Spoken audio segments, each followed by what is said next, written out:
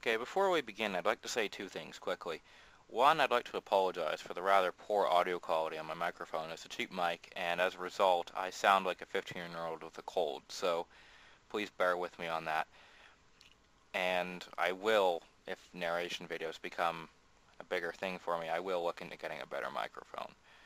So, and the other thing is, well, this is a solution manual, so to speak, to a puzzle map I recently created, and as you might expect, it's major spoilers, so if you ever were planning to play the map, don't look at this video until you've at least looked and tried the map, because it will spoil it for you, as you might expect.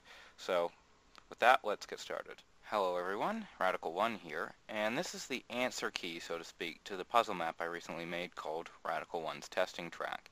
For those who don't know and who can't tell from the three signs in front of me, that's a reference to Portal. The sets of test chambers there are called name testing track, with the name being the author of the tests.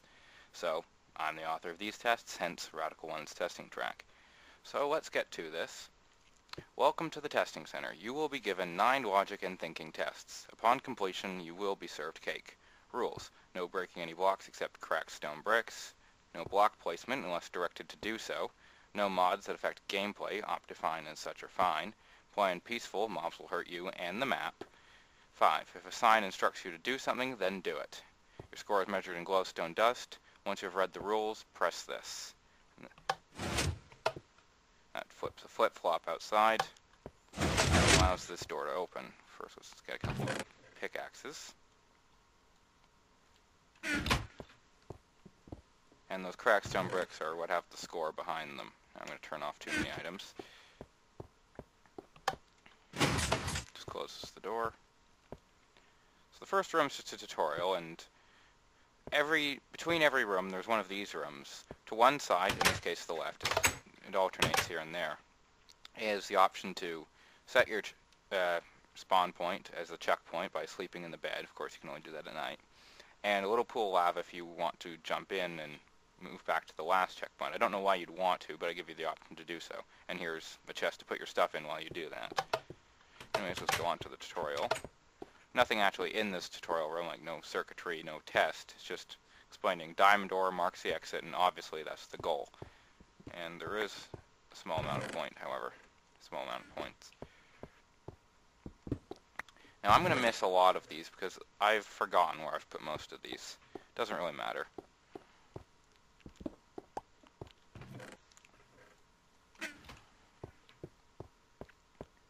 Okay, so the first room is a logic gate puzzle.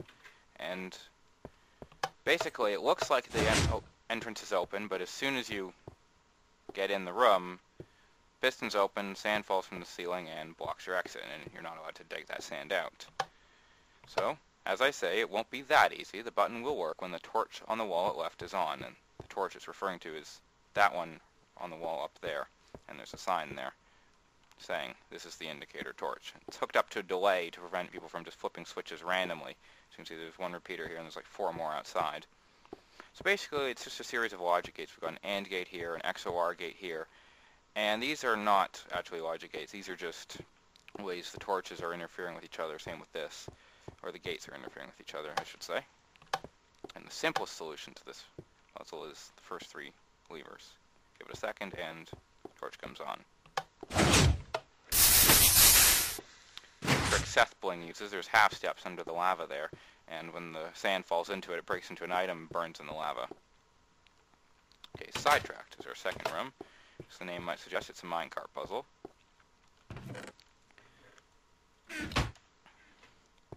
So the whole point of the special part of this puzzle is each of these switches, with the exception of that one and that one, I'll get to those in a minute, are hooked up to a T-latch, a flip-flop. And these buttons, each control, they're each primarily hooked up to one of those latches. However, there's a little bit more to this puzzle than that. I've set some interference so that some latches actually are controlled by more than one button. For example, excuse me, this button controlled that piece of track there. I'll press it again so you can see. Okay, that's all it controlled. This one, that one as well, but also the one in the distance down there at the entrance. Basically, it's like a puzzle. When I was a kid, there was this game. I can't remember what it was called, but it had essentially trying to get a bunch of people to stand up in a line, and every time you tried to stand one person up, they'd interfere with the people adjacent to them. And that was the inspiration for this puzzle here. So the point of the track is to get the cart in there, obviously, and then around through here, up here, over the detector rail. Does this little jump, it'll land on here. The detector rail will flip these switches as needed, and then send the cart out to the exit, assuming you've got this switch correct, and that switch correct. Anyways, so, yeah, it's a little, not quite trial and error, but just figure out what switches do which. Okay, you heard a T-latch down there. Okay, that was that one. Okay, yes, that's correct. That's... Except for that one, it's all correct now. No, that's wrong. The nice thing about having them on toggles is that if it does something you don't like, you can just switch it back. So I'm just waiting on that one. I'm going to figure out which one does it. Okay, that one does it, but it also flipped 3 others. I just pressed the wrong button. That's okay.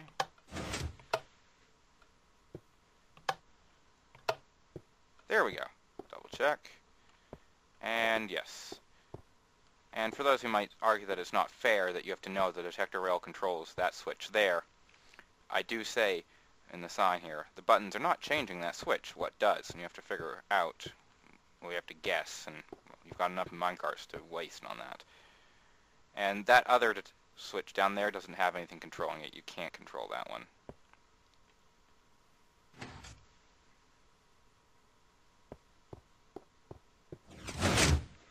There. So leaving extra minecarts here. I don't have any. I had to put this sign in because a lot of people were not understanding this next puzzle, and they were calling it buggy when in fact they just couldn't figure it out. So, in an effort to alleviate that, I say this. Just, you'll see what I mean. Okay, so this is basically the premise of this puzzle is each door is color-coded, and as are each lever. Down is on, up is off, as levers are. And I've just opened up the red by turning all the red off. There's other red switches you'll see. Here's one that's off as well. Here's a blue that's on. One-way exit here, or one-way entrance, I should say. And this red door is an example of an inverted one. The other red, the straight red, so to speak, is on or open, whereas the others it's closed because everything is open. But as soon as one of the reds close, all the straight ones close, and this one opens. Open the blue. Yellow. This one I've solved so many times I've got memorized.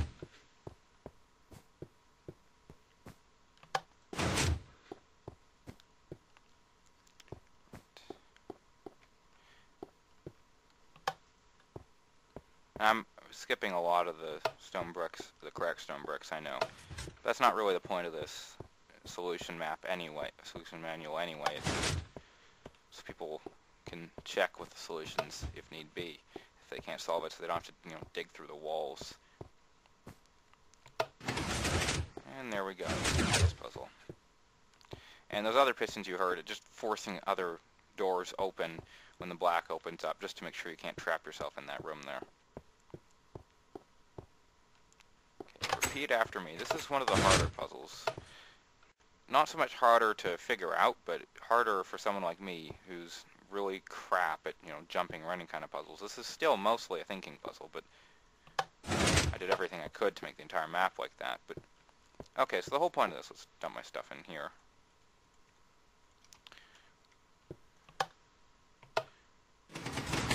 This bridge, it closes from the far end to the close end, and obviously you won't be able to get across it in the time it's closed.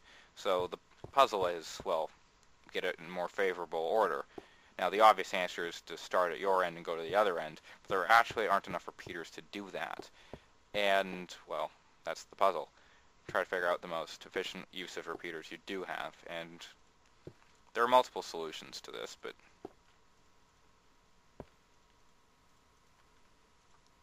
I just go up by 2 ticks every time.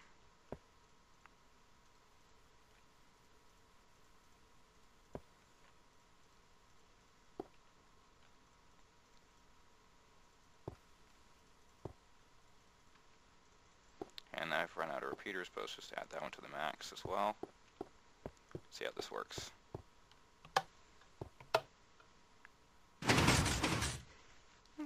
That'll probably work. I'm going to try running and sprinting. I'm probably going to die. I'm going to die. Oh, I made it. Wow. I was milliseconds from dying, but... well, that's good. I didn't die. Anyways, on to the next. Channeling, as you might guess, it's one of these puzzles. I didn't think of this design, well, I didn't create this kind of puzzle. It's not, I've messed up. This is, the design, the actual exact layout is unique in that I've designed it. However, this idea of a puzzle, getting an item to go through a water channel, is not mine, and I'm not trying to take credit for that, and I just rather severely botched what I was trying to say. Anyways, so, as you might guess, all these levers control different sets of pistons, and there's a fire down there, not that it matters. And the goal is to get the items, oops, Eyes of Ender here, I just picked those because, well, they sounded interesting. And to get them into this pressure plate, you can't see the pressure plates and this pressure plate, but you can see all the other entrances end in lava, so it shouldn't take too much thinking to realize. And okay. I apologize if my screen's going all over the place and it's dizzying. I don't have the best computer, so the frame rate's not very good. Okay, and that goes into lava. I hear more fire. Okay, that goes into lava. Okay, there goes one. I'm going to throw in like 7 just because it gives me some insurance.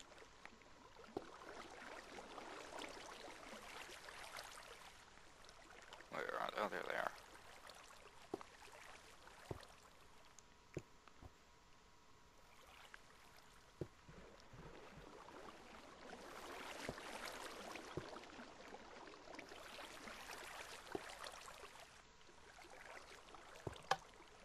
And you heard the pressure plate there. I'm not sure if you could hear it, but I heard it. Anyways, let's flip that set of pistons there. Okay, that's not it. I do want that open. And that's it. This puzzle's a little bit too easy, to be honest, but oh well.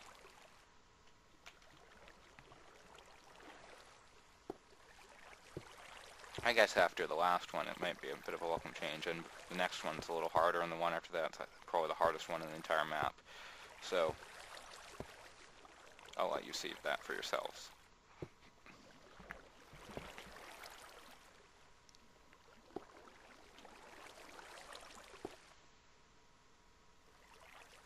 And the other side of the AND gate.